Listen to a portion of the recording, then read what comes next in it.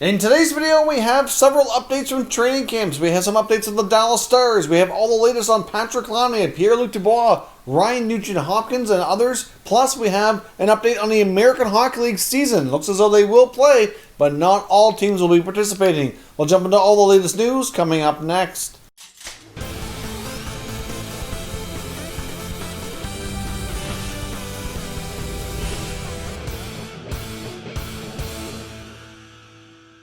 So welcome back to another video here at Top Shelf Hockey. Now, as I mentioned, we have several updates, many of which come from NHL training camps. Now that all teams are up and going, we're getting to see more updates trickle in here. Some on contracts, we have injuries, and some trade talk as well. But first up, I want to get started with the American Hockey League. We did get a final announcement here today indicating that the American Hockey League will be proceeding with the season later into February, and they will only have 28 teams participating. 3 teams have decided and opted out not to play this year. So the Charlotte Checkers, the Milwaukee Admirals, and the Springfield Thunderbirds will all not participate this year. So that's the AHL affiliates for the Florida Panthers, the Nashville Predators, and the St. Louis Blues. So those 3 NHL franchises will not have an AHL affiliate. So I'm not sure exactly what they'll do with their players and prospects that would normally play at that level. I mean, they may have an option to loan some players to other AHL teams. They very well might be able to get some at the East Coast League. They obviously some will stay in the taxi squad, so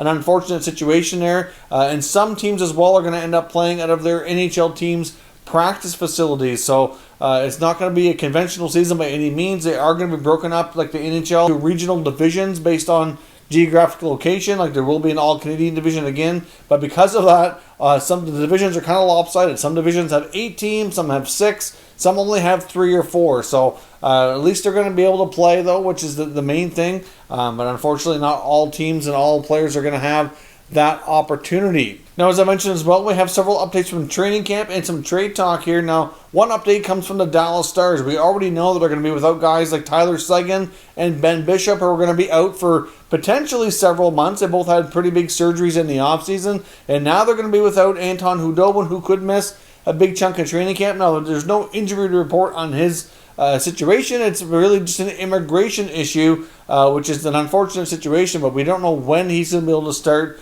training camp here with the Dallas Stars. So obviously the 2 main goaltenders, being out, obviously he'll have to carry a bulk of the workload with Bishop being out. We know he's capable of that based on what we saw in the 2020 return to play playoffs. But obviously not being able to participate much in training camp is going to hurt him, in being able to be ready for the start of the season, especially with, a really condensed, really busy schedule here. So we'll see how that impacts the Dallas Stars. And also Joe Pavelski is going to be out as well for a little bit. I'm not sure how long he'll be out. He's going to be out for day-to-day is all they're calling it right now. And they said that's pending further medical. So obviously, as we know, players have been into training camps. They've gone through all the medical testing and all physical testing and all that kind of stuff. Most teams are starting their on-ice sessions today. But I'm not sure what came up during Pavelski's initial testing, but obviously there must have been something there that they wanted to investigate further.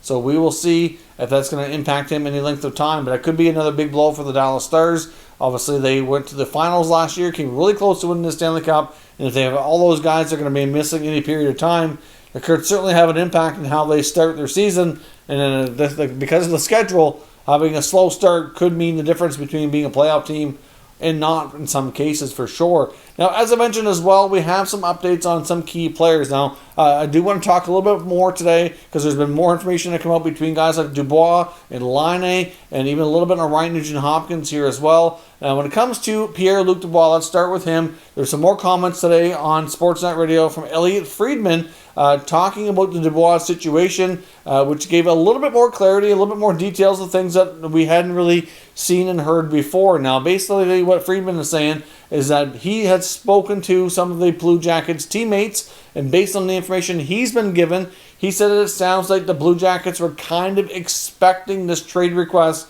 that they weren't completely caught off guard here, and it seems like it's, to a degree, there's a little bit of a rift between him and Tortorella, but it's not completely all it is. I mean, to a degree, Dubois even said himself during his brief comments before that, he likes a coach that can push him, and, we've seen how him and Tortorella could butt heads sometimes on the bench during the return to play playoffs, especially in their series against the Leafs. But at the end of the day here, it sounds like they were kind of expecting this, and he really just wants to play in a bigger stage, in a bigger market. Now, we've seen a lot of other players leave the Jackets organization for basically the same sort of things. What we talked about this yesterday in the last couple of days here, guys like Panarin and Bobrovsky have left town for the same sort of reasons. They just want a bigger stage. Like, they know that they're top players, and they want to play somewhere else in a bigger market. So we'll see where this goes, but ultimately Dubois is in a situation where it doesn't sound like he's going to be changing his mind. Even when Friedman was asked, is this a situation that the Blue Jackets can make any kind of changes or smooth things over, and he said he didn't believe so. It didn't sound like that was going to be the case. So, could they replace the coach? Obviously, sometimes you see coaches and players butting heads. Sometimes the coach leaves town. Sometimes the player gets traded out.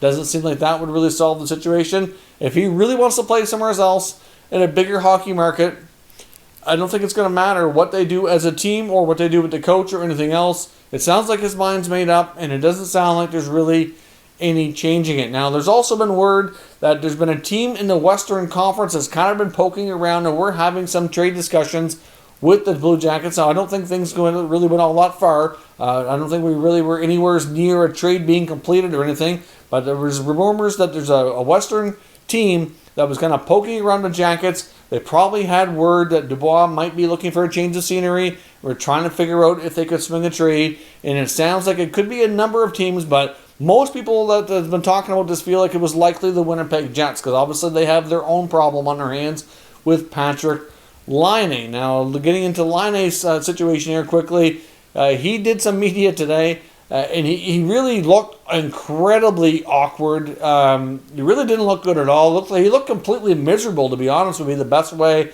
I could describe it. Like, when he was standing there answering questions, like, it just looked like, I don't want to be here. Just the whole demeanor, look on his face was just really awkward.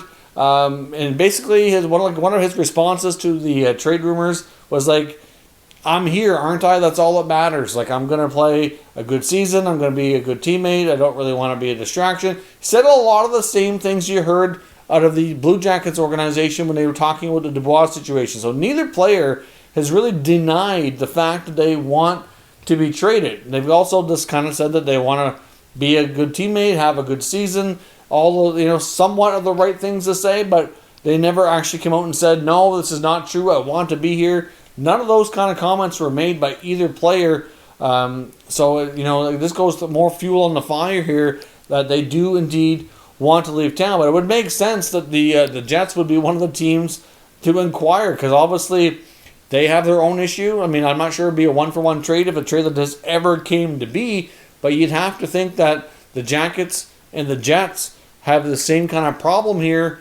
Maybe the number 2 and number 3 former overall selections here from 2016, could they be swapped for each other? I don't think it would be a one-for-one deal if a deal like that ever did materialize. I think it would have to be a bigger package. I think the Jackets would have to have more than just Dubois. I mean, Laine at this point has really outscored Dubois.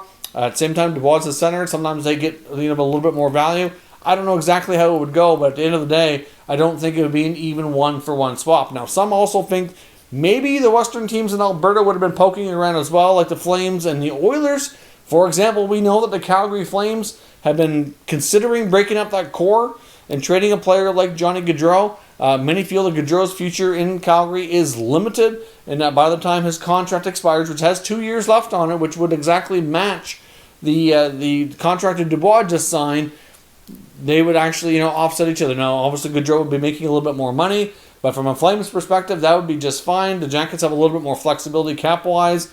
That would not be an issue. Now, of course, I know if the Blue Jackets ever do pull the trigger in the short term here on a Dubois trade, and I do think at some point they will, I'm not sure that they're going to want just a winger. I mean, I'm nothing against Johnny Gaudreau. He's a really high offensively scoring winger, but they're probably going to want a center iceman back, and I'm not sure that the Flames would have that, obviously without trading a guy like Monahan, for example. But I would think that they would probably prefer to trade Gaudreau. And now, if you look at a team like the Edmonton Oilers, if they were poking around, they would probably be looking to maybe include Ryan Nugent-Hopkins. Now, Ken Holland has made it clear that Ryan Nugent-Hopkins is a player he wants to sign and he wants to extend and keep him to be an Edmonton Oiler for either all or majority of the rest of his career. He's a player they really value and they want to keep around. He's a guy who's been a center for a bulk of his career, but basically turned into a left winger here in the past couple of years with the emergence of McDavid and Draisaitl since they've been in the fold. And even though they have every intention of wanting to keep him, contract negotiations have not gone the best this offseason. And right now we're hearing that Nugent Hopkins does not want to negotiate in season. So we're already into camp. Unless they come to an agreement here in short order, I just don't see a situation where it gets done. And it's going to be left until next offseason, in which he's going to be an unrestricted free agent, and they could risk losing him for nothing.